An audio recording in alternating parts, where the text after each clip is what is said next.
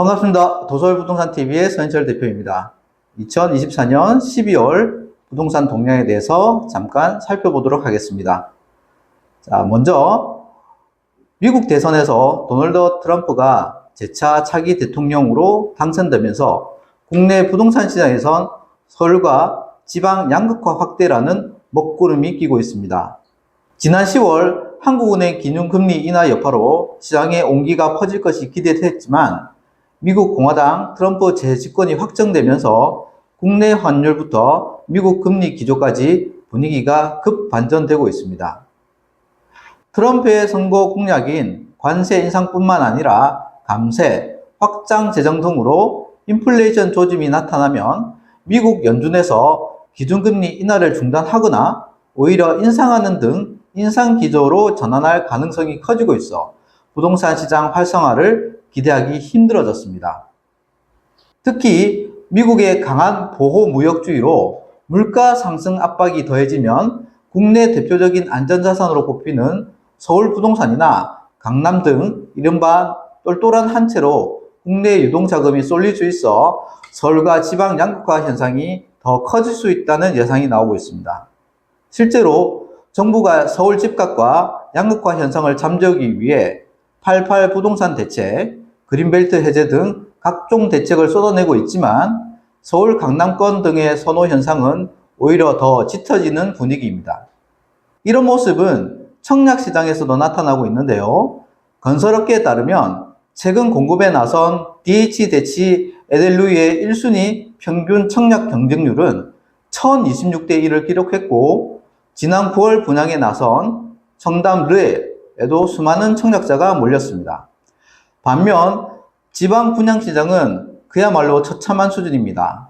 올해 들어 지난달 10일까지 지방에서 1순위로 공급된 131개 단지 중 50.1%인 67곳이 청약 미달이 발생했습니다. 자, 지방 아파트 중 절반의 경쟁률이 1대1을 밑돌았고 청약자가 아예 없는 단지도 등장했습니다. 자, 미분양도 여전해 8월 주택통계에 따르면 전국 미분양 주택은 총 67,550가구로 이 중 81.3%인 54,934가구가 지방에 집중되어 있습니다. 도널드 트럼프 차기 대통령의 재집권이 한국 경제 자체에 악영향을 줄 수 있다는 분석이 계속 나오고 있는 만큼 이렇게 되면 안전자산 선호 현상이 더욱 심화하면서 강남의 똘똘한 한 채 위주로 수요자가 몰릴 가능성이 높아지고 있습니다. 아무튼 도널드 트럼프 차기 대통령이 받은 4년간의 스트레스가 우리나라 쪽으로 많이 분출되지 않았으면 하는 바람입니다. 정부가 부동산 및 건설 금융시장 부실의 내관으로 꼽혀온 부동산 프로젝트 파이낸싱 구조 개선에 착수했습니다. 자, 시행사의 낮은 자기자본 비율이 반복되는 문제의 원인이라 진단하고 현재 5% 아래인 자기자본 비율을 20% 수준까지 끌어올린다는 계획입니다. 정부는 지난 14일에 열린 경제관계장관회의에서 이러한 내용이 담긴 부동산 PF 제도 개선 방안을 내놓았는데요. 부동산 PF란 부동산 개발 프로젝트에서 발생하는 미래 수익을 담보로 자금을 조달하는 금융기법으로 지난해 말 기준으로 230조 원 규모로 알려져 있습니다. 국내 PF 산업은 단기 수익 추구 경향과 디벨로퍼 영세성 등으로 3에서 5% 수준의 자기 자본만 갖고 뛰어드는 경우가 대다수입니다. 낮은 자기 자본 탓에 총 사업비의 20%에서 40%를 차지하는 토지 매입 단계에서부터 연 10%대의 고금리 대출을 받아 사업을 진행하는 것이 일반적인데요. 이와 달리 미국, 일본 등에선 디벨로퍼가 금융사, 연기금 등 지분 투자자를 유치해 자기 자본 30에서 40%를 갖고 토지를 매입한 후 건설 단계에서 PF 대출을 받아 진행하고 있습니다. 우리나라의 저자본 PF 산업 구조는 건설사, 신탁사 보증에 의존하는 경향으로 이어져 금융사들은 사업성을 제대로 평가하기보다는 건설사와 신탁사의 보증을 믿고 대출을 해주면서 저자본, 고보증 구조가 고착되었습니다. 우리나라의 저자본 고보증 PF 사업 구조는 부동산 경기 위축, 사업 여건 악화 등 환경 변화에 취약하여 시행사에서 건설사, 금융사로 리스크가 확산될 가능성이 있다고 판단한 정부는 우선 토지주가 토지 건물을 PF 산업에 현물 출자할 수 있도록 유도해 자기 자본 비율 상향을 유도하기로 했습니다. 자, 현재는 기업 개인이 보유 토지를 출자하는 시점에 법인세, 양도소득세를 내야 해 현물 출자 요인이 떨어지는데 앞으로는 실제 수익이 나는 시점으로 과세 납부를 이연한다는 계획입니다. 토지비 비용이 총 사업비의 20에서 40%를 차지하는 만큼 현물 출자가 활성화될 경우 자기 자본 비율이 20에서 40% 수준으로 올라가고 브릿지 대출도 받지 않아도 돼 사업 안정성이 높아질 것으로 정부는 기대하고 있습니다. 아울러 자기 자본 비율이 높은 사업장에는 용적률, 공공기여 완화 등 도시 규제 인센티브를 부여하고 자기 자본 비율이 낮은 PF 사업장은 대출부터 어렵게 만들어 자기 자본 비율이 높게 진행할 수 있도록 유도할 예정이라고 합니다. 서울시가 부동산 불법 중개 행위를 방지하고 투명한 부동산 거래 문화를 확립하기 위해 중개보조원이 다수 고용된 공인중개사무소를 대상으로 집중 점검을 시행한다고 18일 밝혔습니다. 자, 중개보조원은 기업 공인중개사에 고용된 자로 중개 대상물에 대한 현장 안내나 서무 등 단순 업무 보조 역할을만 해야 하는데요. 중개보조원이 직접 계약을 중개하는 불법 행위가 끊이지 않고 있습니다. 서울시는 중개보조원의 불법 중개 행위 민원이 많은 자치구를 우선으로 점검할 예정이고 자격이 없는 중개보조원이 부동산 거래를 직접 중개하거나 상담을 주도하는 행위, 중개보조원이 중개를 완료하면 공인중개사인 대표가 날인만 하는 행위 등을 집중적으로 점검한다고 합니다. 서울시 부동산 불법 행위 신속 대응반, 민생사법경찰국, 자치구가 합동으로 현장 점검을 진행하며 중개보조원 직무 범위와 불법 행위 시 처벌 규정 안내 등 행정 지도를 실시하고 현장에서 위법 행위 적발 시 즉시 행정처분을 진행하는 한편 형사처벌 대상일 경우 민생사법경찰국에서 수사를 진행할 방침이라고 합니다. 서울시는 올해 상반기에 자치구와의 합동점검으로 39개소를 점검하여 39개소 중 33개소에 대해 중개대상물 확인설명서 부적정, 표시광고 위반, 서명 누락, 고용인 미신고 등으로 업무정지 및 과태료 처분을 하였다고 합니다.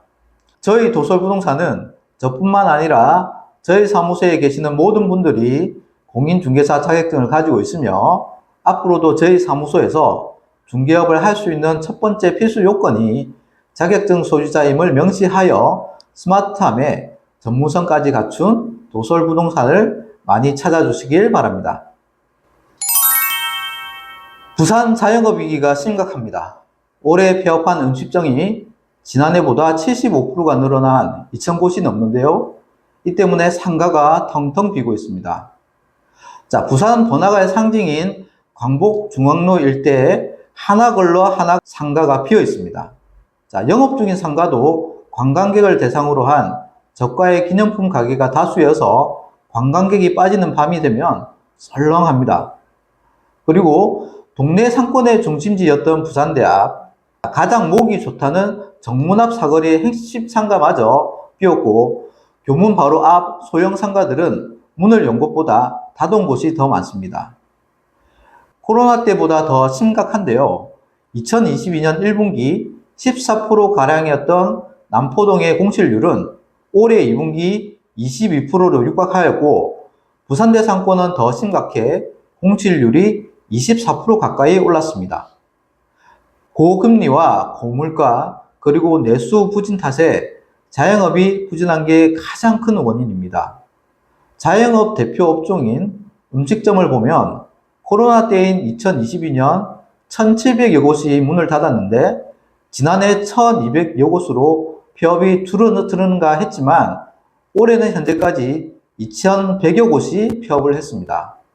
자, 여러 가지 어려운 경제 여건으로 인한 소비 패턴 변화로 전리단길이라든지 해리단길 등 소규모이지만 특색을 갖추고 있는 지하철역 주변의 상권이 확대되고 있지만 이러한 지능 상권도 이른바 젠트리피케이션으로 인한 임대료 상승에다 내수 분위까지 겹치면 폐업으로 이어져 또 공실률을 높이는 악순환이 계속될 것으로 우려됩니다.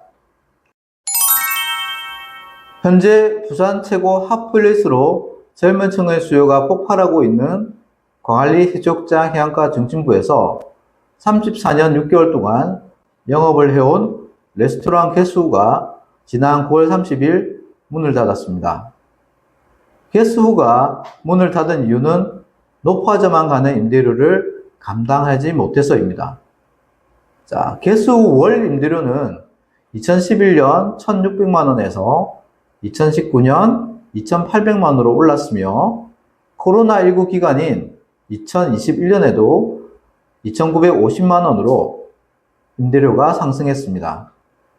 올해도 3,275만원 수준인 임대료를 건물주는 내년에는 이 일대 평당 월세 기준으로는 최고가인 5천만원을 요구했다고 합니다.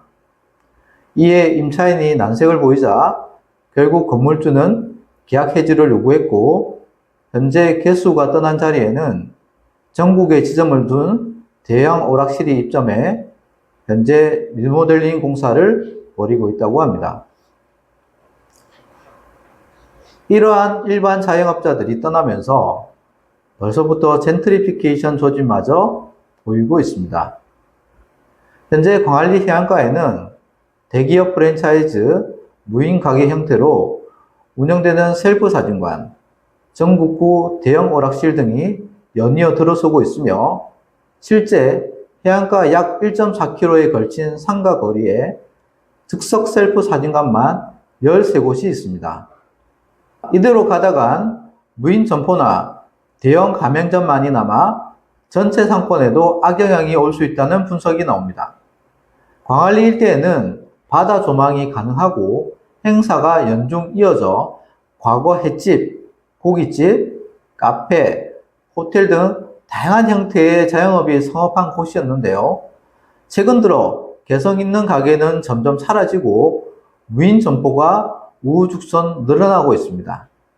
물론 이들 가게는 20대, 30대 젊은 층을 위한 공간이지만 오래 머무는 곳이 아니고 게다가 유행에 민감하다 보니 언제든 폐업할 가능성이 있어 공실 확률이 크다는 게 문제점입니다.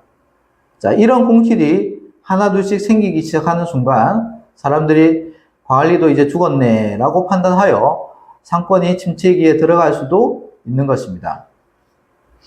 자, 전국 각지에서 임대료 상승이 공실 급증으로 이어진 사례는 아주 많이 있지만 대표적인 예로 실제 땡리단길 원조격인 서울 용산구 경리단길은 대표적인 젠트리피케이션 피해 지역입니다.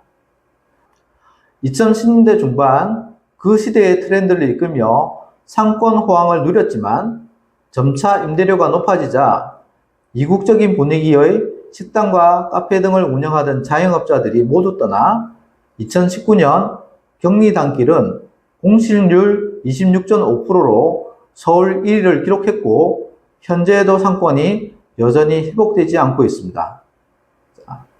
그러나 한때 임대료 폭등으로 상권이 죽었다가 임대료를 파격적으로 낮춰 다시 활력을 찾은 사례도 있는데요. 서울 강남구 압구정 로데오 거리의 경우 폭등하는 임대료 탓에 2010년 이후 긴 침체기를 겪었는데요.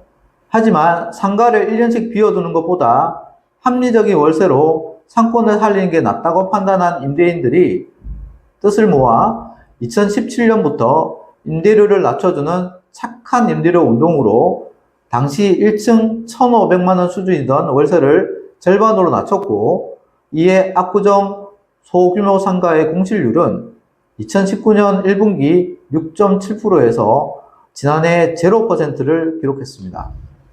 서면 상권의 예를 들어볼 때 미국 CNN 방송까지 나와 전례 없는 호황을 누렸던 점포 카페 거리가 현재 상권 침체기를 겪고 있으며 점포 카페 거리의 높은 임대료를 감당하지 못한 자영업자분들이 저렴한 주변 상권으로 몰리면서 전리단길이나 점포 사이길의 상권 활성화에 기여했다고 해도 과언이 아닙니다.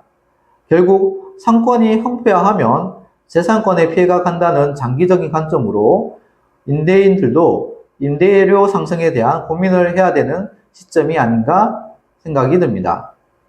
자, 오늘 최신 부동산 관련 내용으로 전달해 드렸습니다. 주기적으로 부동산 관련, 특히 수익형 부동산 정보와 지역 부동산 동향 등을 구독자 여러분께 알려드리도록 하겠습니다. 다음에도 또 다른 최신 정보로 찾아뵙겠습니다. 감사합니다.